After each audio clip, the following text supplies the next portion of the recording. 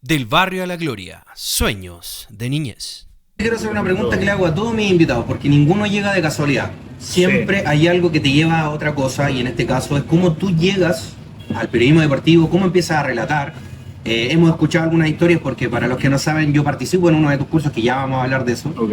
Pero, ¿cómo tú llegas a relatar? ¿Cómo tú llegas al periodismo deportivo argentino o sudamericano ya a esta altura?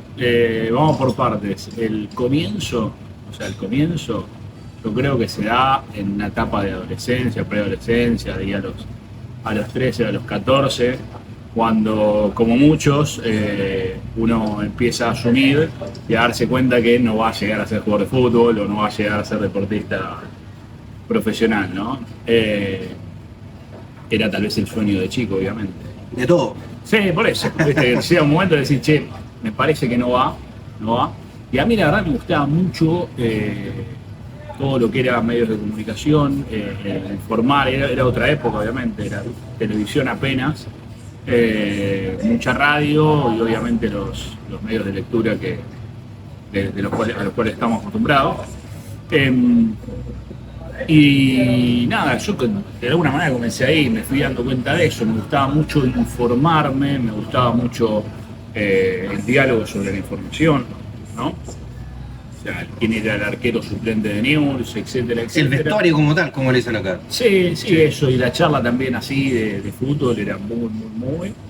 Y nada, me empecé a dar cuenta que me gustaba, empezaron a aparecer también las consolas de videojuegos, estoy hablando mucho tiempo atrás, ¿no? ¿De cuál? Nintendo, No, mirá, el Atari. Claro, después Atari, acá apareció uno, Family Game, que era como el primero, viste, con unos cartuchos que se encontraban y todo. Bueno, era un transformador así que obviamente no existían las memorias, no existía la nube, nada para guardar. Si arrancabas El mismo cassette así así. Claro. Viste, y a veces hasta te ibas de la casa y dejabas todo enchufado y volvías y casi que estaba latiendo el transformador.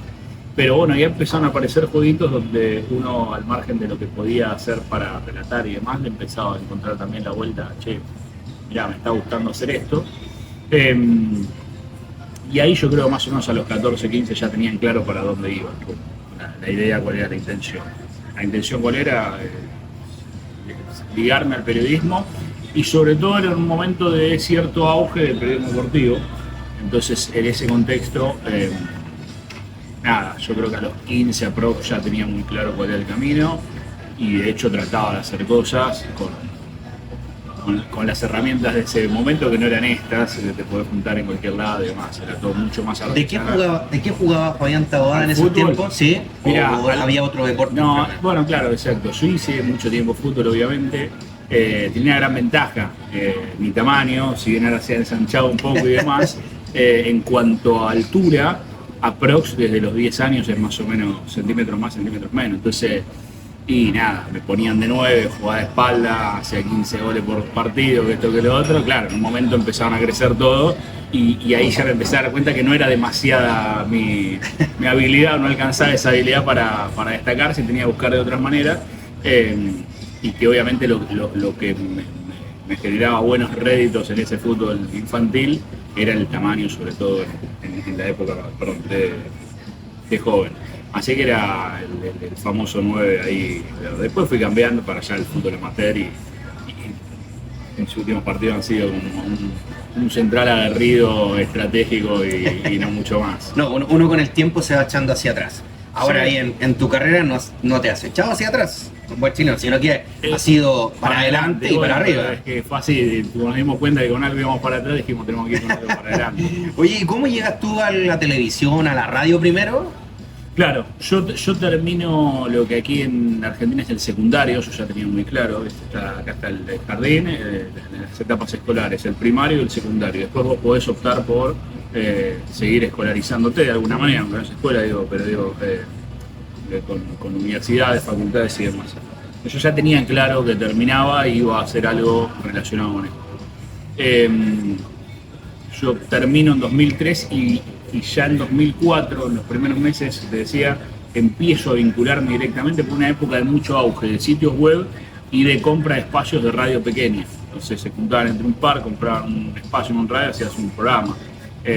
Radios, una difusión de manzanas, ¿no? En cuanto al kilometraje del antena. Entonces inmediatamente me involucro ya. Comienzo con un programa de radio en el que cubría la información del día a día de Chacarita, que era un club, era Sí, lo conocemos. club, bueno, muy, muy importante acá, tradicional de San Martín. Y la información de Argentinos Juniors, que es el club de la Paternal, para un sitio web que se llamaba El Ascenso Online, que era de los 2 más importantes que había en ese momento. Entonces nada, ya ahí ya inicio ese recorrido, ese camino, que después obviamente lo que intenté fue nutrirlo un poco más con alguna carrera. Aquí son terciarios lo que es la carrera del periodismo deportivo. Es como un técnico, por lo que tengo entendido. Claro, sí, el título de técnico superior, exactamente. Yo sé que en Chile es diferente, y los ingenieros y demás, y los grados. Acá tenés lo que es la universidad pública, que es con... Pero acá, ojo que se da algo que no se da en Chile, y yo lo quiero, por así decirlo, destacar lo fundamental que es que más allá de la carrera universitaria, es la carrera específica. No, sino que el bagaje que tú tengas fuera de lo académico. En términos que si te preparaste por muchos años, entraste a una radio, después un medio televisivo, el resto es prácticamente un adorno. Claro, te da herramientas, pero sí... Es una linda mixtura, porque, por ejemplo, en lo que es la Universidad de Buenos Aires, la carrera de Ciencias de la Comunicación dura 5 años, es tal vez una carrera más arcaica o te abre puertas para otras cosas, más un año previo de CBC, es el ciclo básico que tenés que superar para ingresar a la carrera, y era algo que sinceramente a mí no me seducía.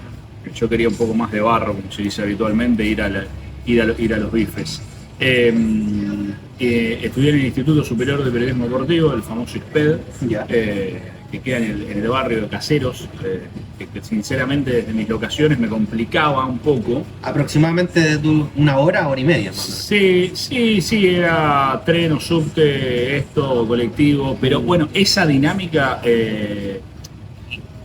De alguna manera conscientemente también la buscaba, es cierta, entre comillas, incomodidad, porque tampoco es, ¿no?, que estaba yéndome caminando, digo, pero toda esa logística me gustaba.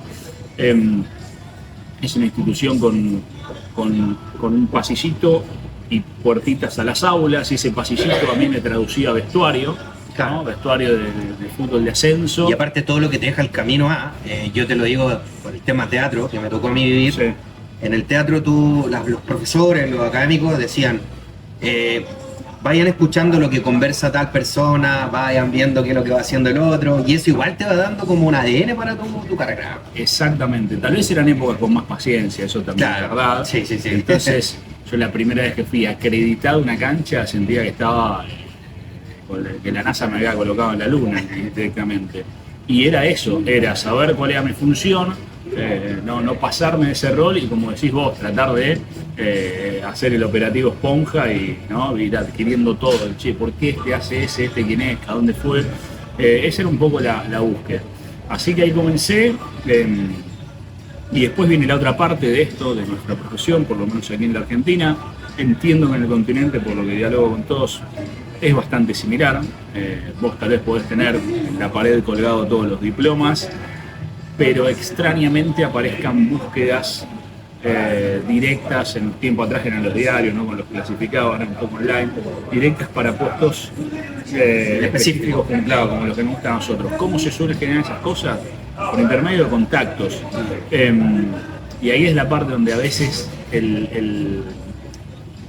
la palabra contacto tiene mala prensa, ¿no? Sí, no, tiene un mal aspecto. Exacto, el contacto no es ser simplemente el dueño. Nosotros en de la Chile empresa. decimos la cuña, pero no necesariamente, de repente, por ejemplo, lo que estamos haciendo ahora. Exactamente. Yo te conocí a través de un curso. Exactamente. Y evidentemente, bueno, también afortunadamente te doy las gracias también porque nos da el espacio, porque de repente hay situaciones en que no, que como tú bien lo mencionabas en el mismo curso, de no, mira la otra semana, que yo Y no bueno, puedo. es que también esto ha florecido tanto, Claro. Que bueno, a veces los requerimientos obviamente llevan a tener que pensar otras cosas. Claro. Pero esto siempre se ha manejado así, y en realidad sucede en muchos otros en otras profesiones. Sí, por supuesto. ¿No? El contacto es decisivo, es esto, uy, tengo que hacer algo en Chile, me acuerdo que está Carlos, le mando un mensaje. Eso es un contacto. Exacto. Ahora, después tal vez Carlos genera esta situación y vos podés ir a conseguir lo que estabas buscando, ¿no? Llámese un trabajo, lo que fuese. Después está la otra parte, que es la que lo tenés que sostener con capacidad. Esa es la gran diferencia con el otro contacto que tiene mala prensa, claro. Que es, bueno, ponemos a alguien porque es tal, y después no lo puede sostener con lo laboral. Yo siempre pondero tratar de extender al máximo los horizontes, los contactos, siempre con las distancias lógicas que pueda generar, no la actualidad, porque hoy es todo mucho más sencillo, pero a ver, hoy la realidad es que podés hablar con que se te ocurra, a la hora que se te ocurra, contactarlo, siempre de mirado con respeto, con empatía. Esa es un poco mi intención. También calculo que cada cual se maneja de su manera. Yo no tengo problema con nadie, entonces también es un poco, no entro en chicanas, en cosas, no sé qué. Entonces tal vez ser de esa manera también me permite todo ese tipo de relaciones. Llevándolo a la distancia, te voy a tocar el tema clave que, como nosotros nos conocimos a través de un curso. Uh-huh. ¿Cuántos cursos llevas ya y desde dónde nace esa, se puede decir, necesidad de poder entregar herramientas a través del relato? Sí, mira, se juntaron muchas cosas, la verdad. Juntaron muchas cosas porque era plena pandemia, ¿no? Como todos estábamos, bastante angustiados, preocupados por la situación, la incertidumbre. En mi caso, con el pulgar para arriba dentro de lo laboral, porque empezamos a trabajar remotamente en los domicilios. Mi mujer también seguía trabajando remotamente para su trabajo. Digo, no teníamos un conflicto más allá de tener una nena de 4 años y estar en un departamento, digo, bien de salud, bien económicamente dentro de todo, pero es cierto que con más tiempo del que estábamos acostumbrados, ¿no? Yo había hecho algunas participaciones, yo había hecho un curso, estoy hablando mucho tiempo atrás, que era de los primeros cursos de relato, justamente lo daba Alex Pérez relacionado o en un vínculo con el club River Plate, que en ese momento no tenía todas sus carreras como ahora tanto, el instituto de River Plate, y después había participado como invitado de algunos cursos. Y claro, ¿qué me pasaba con los otros cursos? Yo tal vez los veía... no tan completos como lo que tú... Sí, pero no puede ser una crítica negativa. No, yo tal vez sentía de, che, desde mi lugar puedo aportar otras cosas y hacerlo un poquito más amplio. A ver, dentro de la parte beneficiosa del contexto pandemia, se rompió esa dinámica del temor a, no, tiene que ser todo presencial, lo cual fue una ventaja, esa era un poco la intención. Y después también fue un autotesteo de realmente hacia dónde podía expandir un poco el horizonte a nivel continental, que esa es un poco la idea. Más allá de verlo como una amenaza, porque una pandemia no es nada menor. Exacto. Lo he visto como una oportunidad y desde ahí nace como todo. Fue una prueba, la verdad fue el famoso prueba y error, sabiendo también por lo que había hablado con colegas, lo que había hablado con público en general y demás, que en los otros países tal vez estas situaciones no estaban tan desarrolladas, entonces yo tal vez cuando iba de invitado a algún curso veía que, no sé, un 15% de los alumnos eran extranjeros, que sigue ocurriendo mucho, ¿no? Que vienen a estudiar a Argentina porque todavía no están desarrolladas esas carreras. Y después, si no, tal vez más adelante lo hablaremos, pero también hay como un enamoramiento excesivo para con lo argentino en este rubro, sí, a lo largo del continente, y una crítica negativa exagerada. Eso es lo que te iba a decir, porque también hay que ver que la Argentina está más futbolizado, incluso por sobre, no es porque estemos acá en Argentina, pero desde mi opinión, quizás no sea una realidad, está por sobre Brasil y Uruguay en términos de futbolizar la cultura. En Uruguay tú tienes 3 millones de personas que les permite desarrollar el fútbol de una forma, son identidades distintas, pero desde mi perspectiva, quien está más desarrollado es Argentina. Ahora te lo linkeo para darte esta pregunta de cómo tú has visto últimamente que se ha desarrollado el fútbol argentino en base a lo mismo. Y también de tener la herramienta, porque en Chile, por ejemplo, no hay cursos de relatores. Uno que duró prácticamente, que lo hizo Claudio Palma, Pro Gol se llamó, yo creo que lo ubica Claudio, sí, colega tuyo. No duró mucho debido a la poca, se puede decir, el poco interés que tuvo la gente de poder desarrollarse en el ámbito del relato. ¿Crees que también te ha jugado una buena pasada de pertenecer igual a un país futbolizado, más allá de lo que... Sí, porque, a ver, volvemos a lo anterior, hay insisto, para mí un exagerado enamoramiento de todo lo que se genera a nivel periodístico y el periodismo relacionado con el deporte también, desde el resto del continente para con Argentina. Sí, sí. Y a la vez en cada uno de los países hay una excesiva crítica negativa para con los pares locales, ¿no? Entonces, vos consultás, no, este no me gusta, no me gusta, no me gusta. ¿Por qué no te gusta? ¿Y por qué te gusta este? Simplemente porque es argentino. Después hay que evaluar la parte de la idiosincrasia también de cada país, porque vos hablaste de países futboleros como Uruguay y como Brasil, que tienen otra idiosincrasia desde su naturaleza también.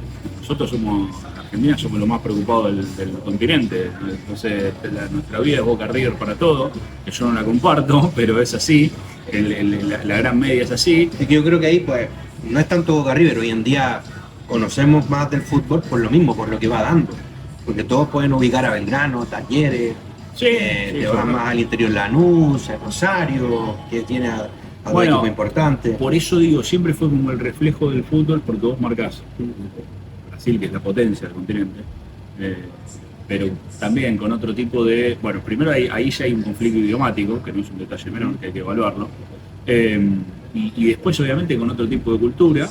Lo Uruguay obviamente, como decías vos, es más chico en cantidad de habitantes, pero ¿qué pasa? Y acá es un buen ejemplo de esto. El argentino, al margen de toda esta cuestión de muchachos y demás, ahora es todo color de rosa porque somos campeones del mundo, obviamente, si no harían pidiendo la cabeza de Scaloni. El argentino lo trata de otra manera el nivel de fanatismo para con. Ahora está todo bien con la selección, pero históricamente el argentino es más hincha de su club que de la selección. Y también la abundancia te lleva a otro terreno. En los 90 jugaba Batistuta, pasaban un partido y lo veíamos. Pero había 10 más como Batistuta jugando. Hoy juega el Inter con Alexis Sánchez de titular y Chile se frena a verlo. Hoy juega el King Arturo, veremos en Boca dentro de poco, pero en el Flamengo del Atlético Paranaense se detiene a verlo. En Colombia juega James en San Pablo, se detienen a verlo. ¿Por qué? Porque tal vez no hayan tenido tanto. Y vos consultás con algún fanático del fútbol colombiano y al margen de si es hincha de América, de Cali, de Atlético Nacional, no, yo soy de Boca, yo soy de River, yo soy... ¿No? Está esa vinculación con a mí me pasa, me gusta Boca. Bueno, y no por tanto por los colores, sino que por lo que despierta a nivel más social que futbolístico quizás, es una opinión personal. Sí. Y así como tengo amigos que les gusta River, por lo que hizo Marcelo Sala acá, por lo que hizo Alexia acá, y a eso te quería apuntar con respecto a la identidad. ¿Crees tú que hoy en día yo puedo cambiar el canal solo por un relator? Sí, totalmente. Esa es la parte también, por lo menos, todo esto es desde mi criterio. Lo bonito de la profesión. Pero convencido. Sí, pero lo de la profesión, nosotros, hay una canción, la típica en las canchas, que es pasan los jugadores, pasan los técnicos, ¿no? Pasan los jugadores. Acá pasan los periodistas en realidad. Lo que importa es el evento. Claro. Cuando nosotros entendemos eso, cambia radicalmente todo. El tema es que habrá gente que no lo entiende, de un lado y del otro, digo, de los espectadores y los que están adentro. Acá lo importante es el evento y lo nuestro sobrevive hoy en día porque el deporte en vivo se sigue consumiendo, es lo único. Te podés juntar en el domicilio de alguien a ver el estreno del último capítulo de Game of Thrones y puede ser, pero no lo van a hacer todos. Después lo ves cuando querés. Te podés juntar a ver resultados de elecciones presidenciales. No lo van a hacer todos. Ahora, juega la selección de Chile y sí te podés juntar y te tenés que juntar en ese coso, porque no te vas a juntar 2 horas después y no lo vas a ver 2 horas después. Entonces, lo que importa es el evento. Ahora, ¿cuándo sí entra esto del cambiar de canal, a mi criterio? Cuando hay competitividad ante un mismo evento, o sea, hay varias señales o varias radios que transmiten el mismo evento, ahí sí ya competitivo, decís, no, yo prefiero escuchar a este que a este. Ahí ya hay una competencia. Ahí sí, parte de la entretención. De hecho, en Chile se dio mucho tiempo lo que era poner la radio y ponerle mute a la tele o silenciar la tele Claro. para escuchar el relato de la radio. Bueno, porque bueno. hay una pasión distinta, está escuchando y no viendo, entonces le da una suspicacia al evento. Sí, acá en un momento el conflicto era ese con el delay, que llegaba mucho antes. Hoy sería casi imposible porque cada cual tiene sus tiempos, entre Claro. las transmisiones por streaming, la tele HD, el lineal, que esto, el otro es. De hecho, uno está bastante acostumbrado en la actualidad a escuchar a alguien que te grita al antes dentro, Claro. dentro de Eso me ha los pasado, edificios. me ha pasado. Bueno, a Estábamos todos, la a otra todos. vez relatando un amistoso Corelado de Chile y yo estaba en cancha, en una radio online. Y evidentemente canté el gol, bueno, que después vino el reto, después todo el tema, pero sucede. Exactamente. Menos que antes, pero sucede. Exactamente. Y después el otro punto, ya cerrando el concepto ese del cambiar, Ajá. te decía, si está el mismo evento, el evento es lo más importante, ahora si está el mismo evento en un... ¿Por qué digo el evento es más importante? Porque vos puede que la transmisión la estén haciendo los dos periodistas que menos te gusten, que menos te simpaticen, pero están jugando, no sé, River Belgrano y vos lo querés ver River Belgrano y es el único canal que lo pasa, lo vas a ver. A lo sumo mutearás, pondrás coso o lo bancarás si no te gusta, pero lo vas a ver. Entonces el evento arriba de todo. Después, si ese mismo River Belgrano lo pasan en 3 señales diferentes, vos ahí seleccionarás la opción que más te guste. Y después donde sí puede existir el cambiar, más que nada o el quedarse, es que ahí cambia un poquito la ecuación. Sea un partido intrascendente o que a vos no te genera mucho, no te despierta tanto, pero haciendo un zapping encuentres que lo está narrando o está comentando tu referente o tu periodista favorito. Entonces sí, en vez que volver a cambiar el canal, me voy a quedar a escuchar 10 minutos porque me gusta. Entonces ahí sí puede entrar, pero siempre el evento es lo que decide. O sea, trasciende más y más importancia tiene un evento que el mismo que está relatando. Yo te lo digo en cultura chilena, un tiempo, creo que lo habíamos conversado una vez, se dio que la selección chilena tenía los derechos de todos los canales y tú ibas cambiando canal dependiendo del relator. Me pasó a mí, lo que fue Palma en su momento, que fue top de línea a nivel nacional, tenía esa chispa. Al chileno no es un relato como el de argentino. Al argentino le gusta la pasión, pero al chileno le gusta como la broma, el fútbol meme que digo yo, que por ejemplo Palma ponía, tiene un conejo a la pelota, tiene un resorte, caza ratones a pata pelada, son buenas las vitaminas pero da una. Entonces, llevándolo a la cultura argentina, yo lo veo que es más el evento y también la pasión que le pone el relator. No hay mucha broma, o también hay otros relatores, No, sí, por hay, ejemplo Walter Nelson, que igual sí, le pone... por eso hay. El tema es que a ver, esto es un poco como la música en cuanto a ¿no? Nacen los Beatles y van apareciendo bandas que algo toman y toman y toman. Y esto es lo mismo. La radio argentina tuvo grandes relatores, arrancando por José María Muñoz, que era el famoso Gordo Muñoz.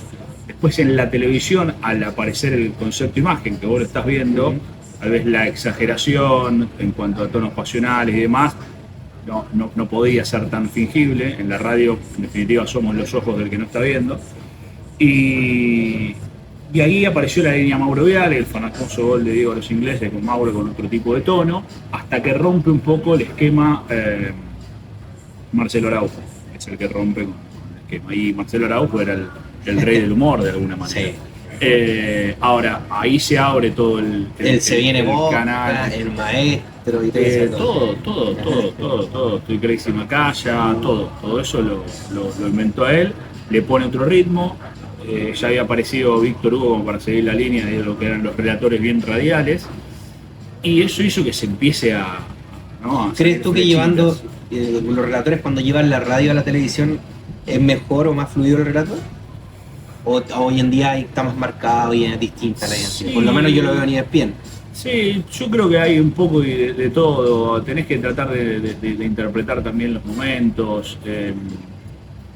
Yo insisto, el evento es importante, pero no sé, juega el Figueirense contra el Sporting de Portugal, la taza de la Liga, la fecha 1 del Grupo A, y en televisión tu tono tal vez va a ser un poco más medido respecto al margen. Después veremos qué te regala el evento, tal vez el partido está 3-3, pero digo, va a tener ese cosa. Ahora, si vos estás relatando en televisión, como decías vos, la selección de Chile para todo el país, vas a tener que subir un cambio. Un cambio. Por lo menos ese es mi percepción. criterio. Sí, volvemos a algo que me parece importante resaltar, que esto es una hoja en blanco en parte, que vos vas a ir completando con algunos datos que van a ser imposibles de soslayar y que están ahí, pero después cada cual lo irá llevando a su manera. A ver, qué está bien o qué está mal, y es una delgada línea. O sea, qué está mal que si el gol de River digas gol de Belgrano. No, ese es el poder. Ahora, si a vos te gusta relatar más arriba, nombrar más a los jugadores, meterle más ritmo, dejar espacio en televisión cuando están saliendo jugando del fondo, es un criterio tuyo. Después veremos si hay algún tipo de línea editorial de cada uno de los medios para los que uno trabaje, y que soliciten algo diferente, pero hay mucho de impronta personal de cada uno. Insisto, impronta personal poniéndole a un esqueleto que fuimos formando con cosas que fuiste agarrando. Porque de eso se trata también esto, de que tú también des tu percepción. Ahora llevándolo a más personal. ¿Qué mensaje tú puedes dejarle? Porque van a venir futuras generaciones que quizás quieran hacer lo mismo que tú, porque hoy en día está todo más turbulento, ya no es tan más relajado como antes, sin embargo van apareciendo nuevas herramientas. ¿Qué consejo tú le puedes dar, por ejemplo, a un Fabián Taboada pequeño que está apareciendo hoy en día, que tiene 14? Pues nosotros conocemos a Bautista, por ejemplo, que Bautista está emergiendo en todo esto. ¿Qué consejo le podrías dar a alguien como Bautista, por ejemplo? Voy a dar un ejemplo. Que estudie programación, por supuesto. Algo para arrancar. Claro. Para arrancar. Mira, a mí quedó, una vez tuvimos que hacer para la facultad un trabajo, no me acuerdo para lo que venía relacionado, íbamos a hablar con un periodista importante. Fuimos a entrevistar a Nelson Castro, que es un periodista de mucho recorrido acá en la Argentina. Y creo que la pregunta más o menos fue la misma, y la respuesta de él fue: nunca dejen de capacitarse, nunca dejen de estar alerta, estudien, una cosa así, palabras más, palabras menos. Y yo creo que va por ese lado, estar alerta, viendo, probando, más hoy. Hoy tal vez lo que pasa es que hay demasiado para hacer y para capacitarte, a diferencia de antes. Tenía que esperar que el martes llegue la revista, y tal vez había revistas que llegaban, no sé, querías comprar una revista de España, tenía que esperar que dentro de un mes llegaba. Entonces eran otras las paciencias también.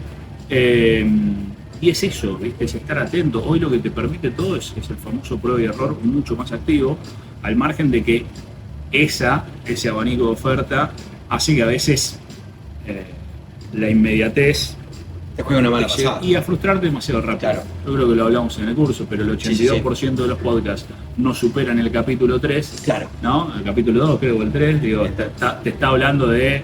Y claro, dice 2 podcasts, no me escuchó nadie y ya me frustro. Y va también en el camino, la paciencia, tarde o temprano si te gusta. Bueno, yo creo que ningún método es infalible. Método personal, ningún método es infalible, y ni tampoco hay un santo grial del consejo en decir que a ti te va a funcionar lo mismo que a mí o a un tercero. Pero en evidente caso, creo yo que lo fundamental es seguir. Ahora, y como tú dices, capacitarse. Más si a vos te gusta lo que estás haciendo, en definitiva. ¿Se nota? Eso lo tengo claro. Pero si te gusta, después la cantidad de gente que lo consuma, termina siendo algo anecdótico. Obviamente siempre mejor que lo consuma mucha gente, que sea masivo, que pueda ganar mucho dinero, etcétera, etcétera. Pero a veces no ocurre, porque además lo que ha ocurrido, lo que está sucediendo, es que claramente está cada vez todo mucho más sectorizado en el famoso nicho. Claro. Entonces, creo que lo hemos charlado también en los cursos. Y no sé si vamos a hacer una transmisión de qué, de Colo Colo. Tal vez no te conviene. ¿Cuántas transmisiones hay de Colo Colo? 10. Claro. ¿Qué tenés que tener de diferencial? ¿Por qué te escucharían a vos? Ahora vas a hacer una transmisión de un equipo de alguna categoría de ascenso que no tiene su transmisión y es de una ciudad, y esa ciudad tiene 4.000 hinchas, 4.000 habitantes, 4.000 fanáticos, y bueno, vas a tener un universo de 4.000 fanáticos fieles.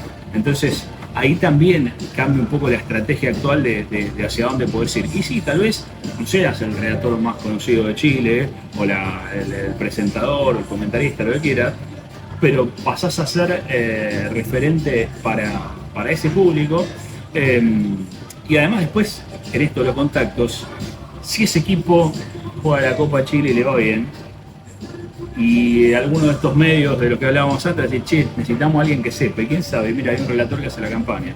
Bueno, llámalo. Y vos ahí ya entablás un contacto.